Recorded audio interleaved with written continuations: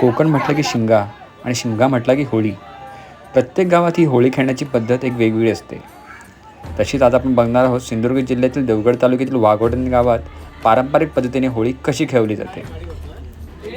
सायंकाळी काळोख झाल्यानंतर गावातली मंडळी जंगलातून एक होळीसाठी योग्य असं झाड घेऊन येतात. त्याची विधिवत पूजा केली जाते आणि खऱ्या अर्थाने सुरू होते होळी. या गावची होळी खेळण्याची पद्धत थोडीशी वेगळी आहे बरं का, पहा तुमच्या डोळ्यांनी. एखाद्या रस्सी खेचाप्रमाणे वाटणारा हा खेळ इकडे संध्याकाळी 8 वाजता सुरू होतो तर अगदी पहाटे 3 पर्यंत.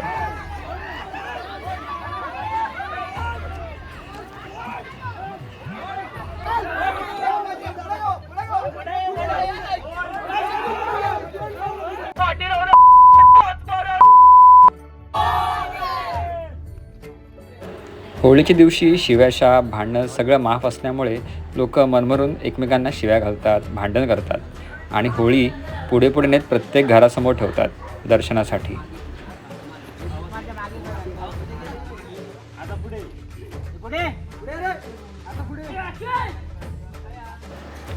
एक गट असतो तो होळी पाठी नेऊन हळू खेळवण्याचा प्रयत्न करतो, तर दुसरा गट होळी पुढे नेऊन देवळात नेण्याचा प्रयत्न करत असतो.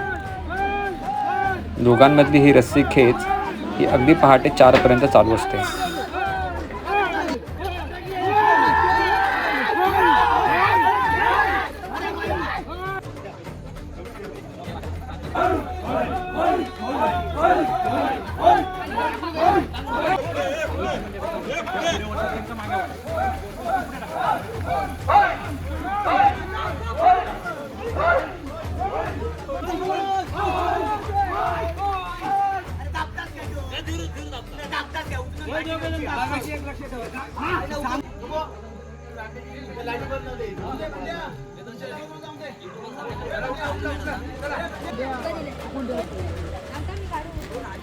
मनसोक्त होळी खेळवल्यानंतर शेवटी होळी देवळाजवळ आणली जाते.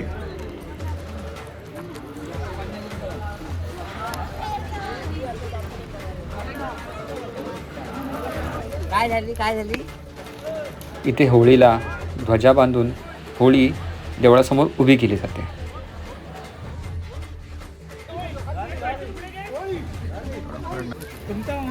त्यानंतर पारंपरिक पद्धतीने होळीचं पूजन केले जाते.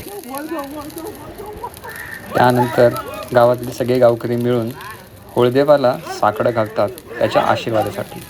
बाबा होळदेवा स्वामी समर्थ महाराजा प्रमाण पूजा केलेली मान करून घ्या, वाकल्याची समज द्या आणि या वर्षापासून पुढच्या वेळी सांभाळ करा महाराजा. आणि अशा प्रकारे हा विलक्षण सोहळा इथे संपन्न होतो.